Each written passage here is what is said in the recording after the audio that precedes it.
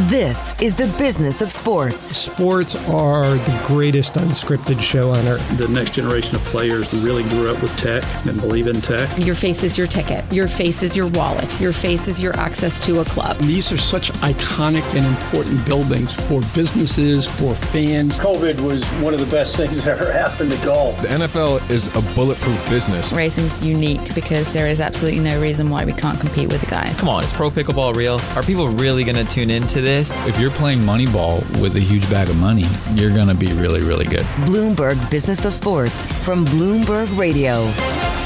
This is the Bloomberg Business of Sports, where we explore the big money issues in the world of sports. I'm Michael Barr. I'm Damian Sassower. And I'm Vanessa Perdomo. Coming up on the show, we talk a little F1. Our colleague Danny Berger from Bloomberg Television got a chance to sit down with Carlisle CEO Harvey Schwartz and Oracle Red Bull Racing Team Principal Laurent Mekies about their new partnership and the Oracle Red Bull Racing Team's recent success. We'll hear a portion of Danny's conversation with Schwartz and Mekies from the sidelines of the Formula One Grand Prix in Austin, Texas. All that and more is on the way on the Bloomberg Business of Sports. But first, we've got news this week of a major illegal sports betting scheme going on in the NBA.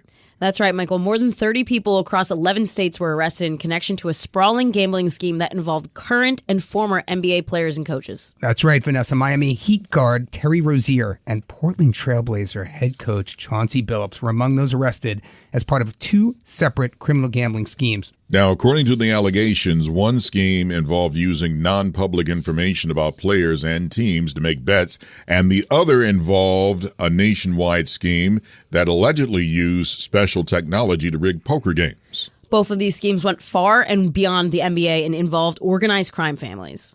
On Thursday, FBI Director Kash Patel held a press conference announcing the bust alongside several federal officials, including interim U.S. Attorney for the Eastern District of New York, Joseph Nocella, who detailed the schemes. Between December 2022 and March 2024, these defendants perpetrated a scheme to defraud by betting on inside, non-public information about NBA athletes and teams. The non-public information included when specific players would be sitting out future games or when they would pull themselves out early for purported injuries or illnesses.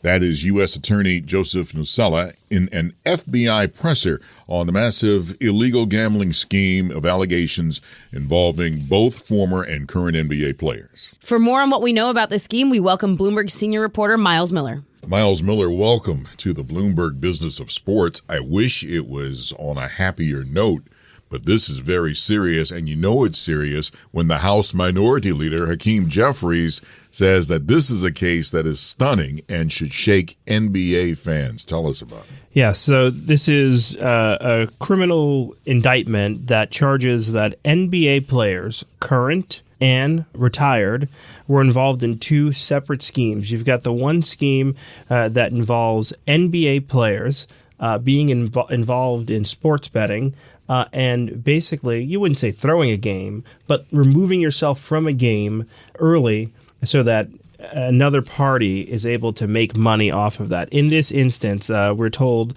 by Brooklyn prosecutors that the Miami Heat guard Terry Rozier was one of the people who was responsible for this, and it goes back to a game he played when he was on his former team back in 2023. Exactly. Yeah. And he went out saying that his ankle was hurting, his foot was hurting. But prosecutors say in this case the truth of the matter was that he knew someone was placing a bet that would go a certain way, and the only way to facilitate that happening would be for him to leave the game. You may be thinking, why are federal prosecutors in Brooklyn interested in this? And, the reason is this goes back to 2023. We're going back to the case involving Jonte Porter. Now, the reason why he is so central to this case is because he had said that he had a gambling addiction, and that was the reason why he had gotten involved in some of these illegal sports betting schemes. And then what happens? You know a good thing is going on, so you bring your friends into it.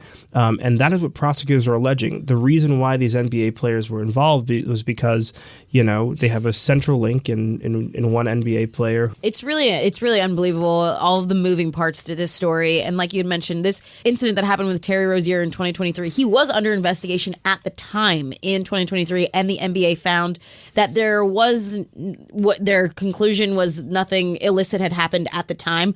But now it comes back around. When you found out this new information, was there any indication that it was this big and there were so many moving parts to this? Yeah, you should have seen. I mean, you see if you saw the press conference, you saw how many people were involved in the case, right? This was a wide-ranging case that started in 2019. So they've been working on this case for quite some time. To your question about this, it boggles the mind that the NBA says that they closed their investigation and they found no wrongdoing, when you see very clearly the wrongdoing that was found by federal prosecutors here. The one thing that's important to note is that federal prosecutors have said that the NBA is cooperating in this case. But how is it that you hire an external law firm and you have folks look into this? I mean, they had there was an independent firm that looks into sports betting irregularities and found the bet and found the specific amount of money tied to it. So how the NBA was not able to find this is beyond me. Does that then bring up the conversation of, do they now have to look at every investigation that the NBA has taken place of? Now we're talking about the Kawhi Leonard and Clippers investigation that's going on right now about cap circumvention. Do they then have to look at all of the things the NBA has said that they've investigated and come up with no conclusion? The U.S. attorney, I think, was very clear that this is an ongoing investigation. And I thought what the FBI director said was really interesting, that this is a major scandal and historic when it comes to the NBA. This is not the last we'll hear of this investigation, because it's very clear that if the NBA is let to do their own investigations into this and it leads to nothing, and then you've got all of these feds standing up there and saying, we found something, and it involves in one instance, the 4 of the 5 crime families in New York, and talking about organized crime, the mafia in New York.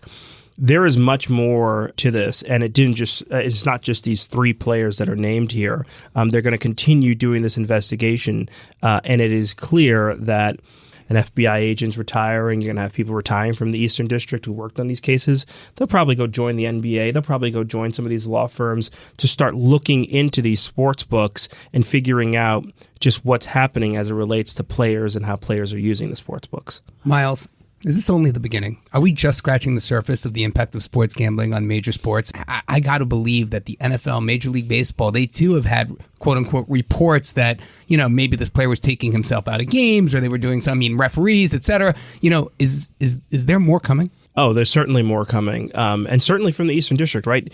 I think it was important to note that this happened in Brooklyn because of the prior case, and all it shows me is that it's going to continue to happen.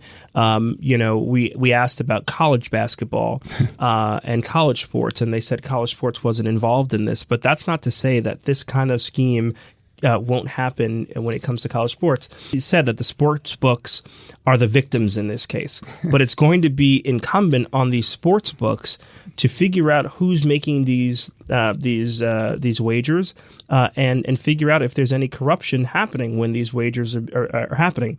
One more thing that's interesting: the Waterfront Commission was involved in this. The Waterfront Commission is one of the oldest law enforcement agencies in the country, really focused on the mob. They're involved in this investigation into NBA players who are doing bets or who are involved in bets where they take themselves out of games or go sick or can throw a game. That is something that should not be overlooked. And this is more than just prop bets in the game. I mean, the allegations of that are bad enough. This goes now into the underground poker games where you've got X-ray machines that they're alleging here have been used to read cards. I mean, and the mafia families made millions off of this, according to what the officials are saying. Yeah, I've got them in my bag. I should have brought them with me. The court documents here, literally. You can see through the table, and they had cameras under the table. So because with that basically you're playing on an X-ray machine, and you could see what cards were being dealt. They're watching hand signals. They've got surveillance in the room. They've got manipulated card machines. All of this happening on a Washington Street down in the west side of Manhattan, and on Lexington Avenue, not far from where we are. So it's really interesting that that organized crime, and they say Italian organized crime, that's what they're calling it, is still alive and well in New York. And how are they, able to make their money? By running these rigged games. And in some of the cases, you see people saying, hey, listen, what you did was wrong. You took my money and that kind of thing. And these people who are losing tens of millions of dollars, what do? What's the first thing they do? They call the FBI and they say, hey, listen, I was taken and here's who did it and here's how it all came together. And all the text messages are right there. Plain as day, showing how the scheme worked. And Vanessa, during that press conference, they were saying one person got taken for $1.5 million in a poker game. And they were like, hey, wait a minute, what's going on here? And then when you didn't pay, according to the allegations, the crime family, they got tough. They became the crime family, right? Yeah. So, Miles, can you just connect the dots there on how that organized crime and the poker games relate to this NBA investigation as well? Right. The easiest way to explain it is that Damon Jones, a former NBA player, is connected in both schemes. He was connected to the scheme that involved non-public information and players going out on injuries or illnesses, pulling themselves from games, and he was involved in the card situation where you could see cards on X-ray machines and all of that kind of stuff. He's the link between the NBA and organized crime in this instance. He's the one who was the connector of those dots. In addition to that, when it comes to the card games, they would use these NBA players to get high quality folks in. Oh, you've got this NBA player who's going to be, sitting in the game, or he's a face card, right? Oh, I'll get to take a picture with him and I'll get to spend time. Maybe I'll have a drink with him. And then also trying to use these NBA players to basically enforce when they lose all this money, to say, hey, you need to pay these guys back. It's not all right. And if you have a big celebrity telling you to do that, you're going to find any way to do it so that you're not in any more trouble. Our thanks to Bloomberg senior reporter Miles Miller for joining us. Up next, we stick with the NBA and some controversy surrounding Clippers star Kawhi Leonard. For Damian Sassower and Vanessa Perdomo, I'm Michael Barr. You are listening to the Bloomberg Business of Sports, Bloomberg Radio around the world.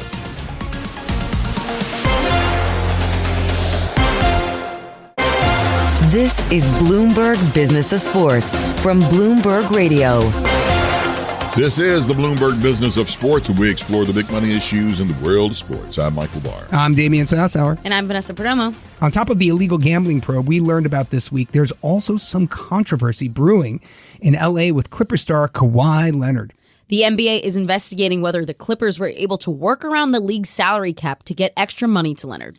Oh, dear. Joining us now to talk about it is Bloomberg News global sports business reporter Ira Budway. Ira, welcome back to the Bloomberg Business of Sports. Good to be here.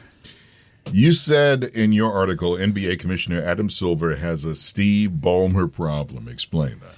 Well, the league has recently launched an investigation into Ballmer and the Clippers over allegations that they have circumvented or tried to circumvent the salary cap, and that is a big deal in the NBA. It's kind of as Commissioner Silver once called it, a cardinal sin.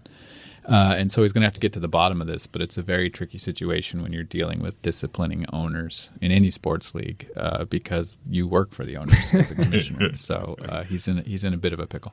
I mean, it's interesting because he came into the league, Adam Silver, when he came into the league and was, started as commissioner, he essentially came in and fired one of the owners, banned them for life, banned Donald Sterling for life, which is the team that Steve Ballmer then buys. But he did that pretty swiftly and without any issues, right? Kind of seemed like everyone was on his side. Donald Sterling was in the wrong.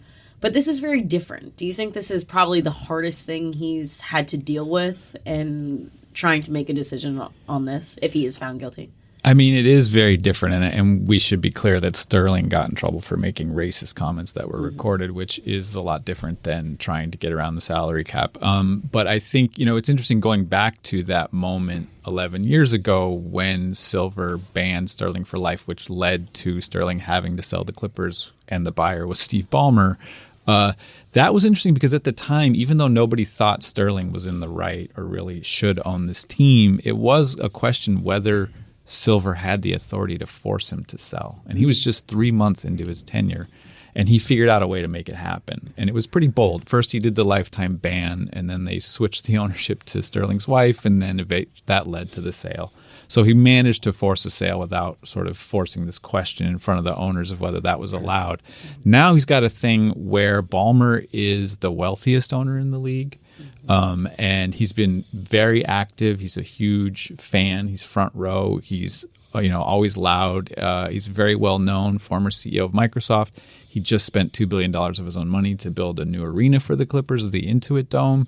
That's supposed to host the All-Star game in February. So it's a very tricky thing because salary cap circumvention is a big deal, because if teams are doing it, then your salary cap kind of doesn't really exist. Well, Ira, we're talking about the integrity of the league here, right? Yeah. And so, you're bringing us back to the Sterling sale in 2014. I want to bring you back to 1999. I want to bring you back to the Joe Smith fiasco, because that, to my knowledge, is the last time we had salary cap circumvention. And the penalty, if I remember, on the Timberwolves was absolutely massive. I mean, I think they took 4 or 5 first rounders. If they do that in today's day and age, which I'm not suggesting they would, but there is precedent there, I mean, that could just pummel the team for a decade. As the David Stern era. Yeah. So, Yeah. I mean, so is that really what's at risk here? I mean, that is a mass. I mean, the Clippers are one of the most, forgive me if I'm wrong, I don't know the number, but valuable franchises in the NBA, right? I mean, top 10 for sure. Mm-hmm. So, I mean, what would that do to that? I mean, it's got to be not a good thing. Yeah, I mean, Silver has broad liberty to penalize the Clippers. And there is a set of penalties outlined in the bylaws and the collective bargaining agreement that include stripping draft picks. And Joe Smith, you're right, they took away 5 first rounders. Timberwolves got some of those back later, but yeah, they can do a lot. And also Silver has liberty under the NBA rules to punish owners just for doing things that act contrary to the interests of the league. So it really depends what this investigation discovers. So right now they've got Wachtell looking into it.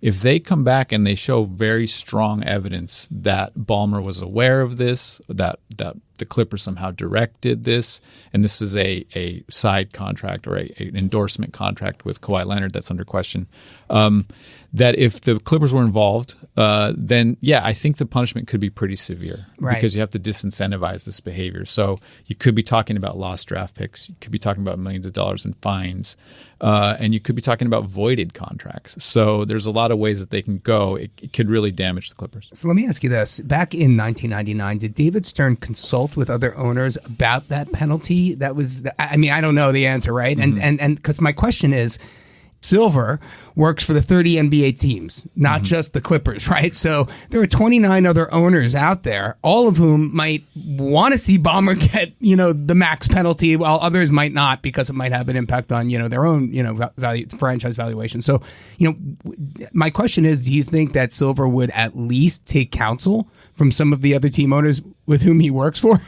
Yeah, it's a very tricky question. I think right now he's probably saying, let's let this investigation play out. Right? Okay. He needs that to say we paid for this independent investigation. We want to see what it says. What is the evidence beyond what's been publicly presented by Pablo Torre in his podcast? And can we corroborate that? And can we figure out what's really going on here? But yeah, what's interesting is the other owners are also torn, I think, right? Because on the one hand, they are Ballmer's competitors. They are his rivals. That's right. They want to beat him. Cap circumvention is a form of cheating. They would be pissed about that in theory. On the other hand, they are Ballmer's partners. They all share 1/30 of an interest in this league. And they don't necessarily want the league to be damaged. And they also don't want a precedent where the commissioner has a free hand to punish owners, because they're an owner too, right? And so as his partners in the business, they might like to see this go away with a slap on the wrist. As his rivals on the court, they might like to see, the full weight of the law brought down on on Ballmer. So that is, I think, exactly the dynamic that Silver's going to have to navigate in this moment. I had forgotten until you had written it that the NBA salary cap has been in place since 1984. Now, today, it is at $155 million per franchise. Quite frankly, that's not much in today's league. Yeah, I mean, I think if you look at how much money some of these owners have, right? Ballmer estimated net worth $175 billion. So for him, you could look at the salary cap as a nuisance, right? He really wants the Clippers to win. He can only spend $155 million. You can go over that through various exceptions. You can pay the luxury tax and so on, but you're really limited in what you can spend. And that is why the NBA has salary cap circumvention rules, because they know that these incentives are in place, that Ballmer and other owners might really want to spend more than they're allowed to win, right? And so, yeah, that is the trick here, is can you enforce your salary cap, which is there for competitive balance and to control costs for the league and for owners. Ira, I'm curious, if this is really, what are they looking for? What is harsh evidence here? Can they actually find it? Do they want to find it? Or is this going to be something like we've seen before that makes huge headlines, but nothing really comes of it, like when the Astros got caught sign stealing and they kind of just skated over it? Yeah, I mean, it's really interesting. I do think the league wants to get to the bottom of it. What's at stake here is there's this company, Aspiration. It's now bankrupt. Its leader was brought up on federal charges for fraud. One of its co-founders, he's agreed to plead guilty. But this company, Aspiration, that did climate finance, they did a deal with the Clippers to be a partner in the Intuit Dome. And Ballmer invested $50 million in them back in September of 2021. And then after that, Aspiration did a deal with Kawhi Leonard, an endorsement deal for 4 years, $28 million. What's fishy about that deal is Leonard never really did anything in public to endorse Aspiration, right? And so it looks like pay to play potentially. And it said he had to stay a Clipper. Yeah, according to Pablo Torre, who broke this story on his podcast, the contract allows him to not do anything as long as he's on the Clippers. He gets paid, and so what Wachtell's going to have to figure out here is, why did Aspiration do that? That's the central mystery. Well, wasn't Kawhi Leonard a supermax to begin with? So he was on a 4-year, $176 million contract extension with the Clippers, which was an interesting choice. He signed that in 2021. He could have done a shorter deal. He could have, to get to a bigger contract sooner, he could have done a bigger deal at that moment. Right, so it was sort of a middle path. But yeah, so this side deal, if it is in fact a side deal, and that's what we need to figure out. Is Aspiration doing this on behalf of the Clippers? Is it a way to pay Kawhi off the books, or were they just doing what looks like a really stupid endorsement deal, right? On its face, or a smart endorsement deal from the perspective of Kawhi Leonard, right? I mean, right, Kawhi Leonard. Yeah, why not take it? It's $28 million for what looks like a no-show kind of arrangement, over 4 years. But I think that's what you got to solve here. Is there another explanation for why Aspiration is doing this deal? Now, this is a company that did do a lot of fraudulent stuff, including some funny dealings with influencers and other celebrities. So maybe there are other explanations here. It's also possible, and this is just me speculating, that Aspiration wanted to do this for the Clippers without the Clippers knowing it, right? That they were like, ooh, they would love it if we did a deal with Kawhi and we paid him more than he's worth, because that would, but the Clippers never asked for any of this. What Ballmer has said is, I made the introduction, right? I was an investor in Aspiration. Kawhi Leonard is my player. I put the two together, and they went off and made a deal that I didn't know about, that I had no control over, and I didn't know the terms. So that's what we got to sort through. Now, I should add, first of all, that Mr. Ballmer said that, look, I didn't do anything wrong. Right. Clippers are saying, we didn't do anything wrong. And Kawhi Leonard saying the same thing. Right. I didn't do anything wrong. Right. And even Adam Silver, when it came out in the press conference afterwards, said, look, the burden of proof that something went wrong is on the league. Yes. I mean, I don't, forgive me for using it's like a Perry Mason case, you know? It's like, okay, you got to prove that this actually happened, the bad dealings. Yeah, so he said basically the mere appearance of impropriety wouldn't be enough here. And so that is really the question. It's kind of like, it's not a legal case in the sense of it's just up to the league enforcing its own rules. So how much evidence do they need? What is the burden of proof? Is it beyond a reasonable doubt? Like, this is all basically what Silver's going to have to look at what they come back with and make those choices. It's not a court of law. It's an NBA commissioner. Well, we've been talking a lot about what would happen to Steve Ballmer in that decision. But if this is found to be true, what would happen to Kawhi? Like, is there something that would happen to him? Theoretically, they could void his contract, I think. I doubt that would be the outcome here. I think they'd want to punish the franchise and the owner. That's just my guess. Our thanks to Ira Boudway for joining us. He's Bloomberg News global sports reporter. You can find his reporting on the terminal and online at Bloomberg.com. Coming up, we turn to F1 and a new big money partnership between Carlisle and the Oracle Red Bull racing team. For Damian Sassower and Vanessa Perdomo, I'm Michael Barr. You are listening to the Bloomberg Business of Sports, Bloomberg Radio around the world. This is Bloomberg Business of Sports from Bloomberg Radio.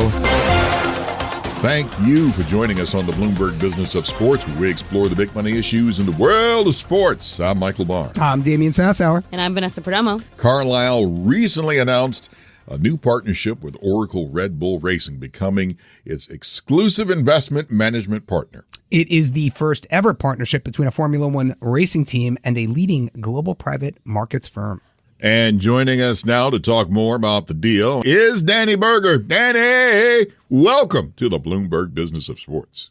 Thank you so much.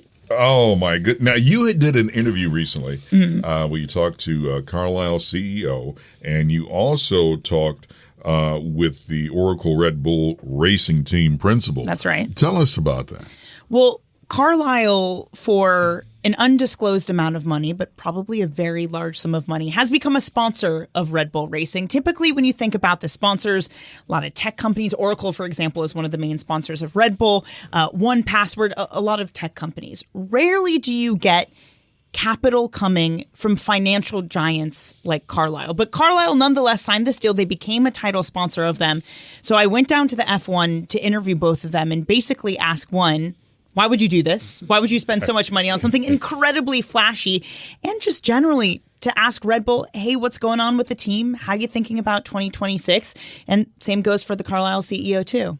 And Vanessa, Danny did that interview, and we have a clip of that. Let's give a listen to it. The last 30 years, you've seen a remarkable development of private markets. Private markets are really the primary source of capital for many companies. As that capital continues to grow, the market has just evolved to a place where wealth, retail, the breadth of what we do globally is just evolved also. And this is just part of the natural evolution. While it might feel unique now, I think it's actually not revolutionary at all. It's really just quite evolutionary. And why move that way with Red Bull specifically? Well, that was pretty easy. Everything about Oracle Red Bull Racing is about performance, execution, excellence. So that part was very easy to see and very easy to relate to as a firm.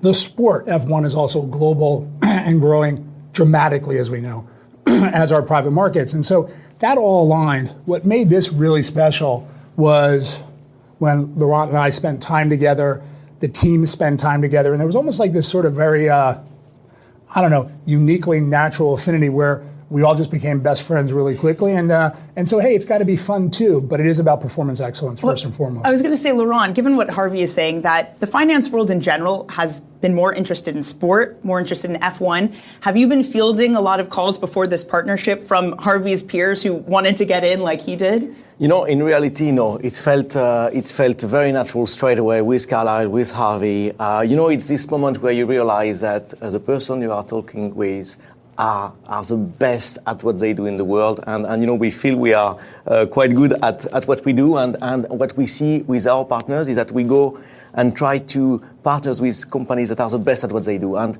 we had a lot more points of connections. We had these performance obsessions. We have this data-driven approach in our very different business. But together with that quest for perfection in everything we are doing, it felt like a very, very natural connection. To be fair, Harvey, there have been some outspoken critics about the move for private capital to do sponsorships, to get invested in sports. Josh Easterly of Sixth Street said at a conference a couple weeks ago, it's representative to him that firms are more concentrated on fine-tuning their brand than on the returns themselves. What do you say to that criticism? Our business is exactly the way Laurent just described it. It's first and foremost always about performance. Performance drives everything. If you have performance, you have success.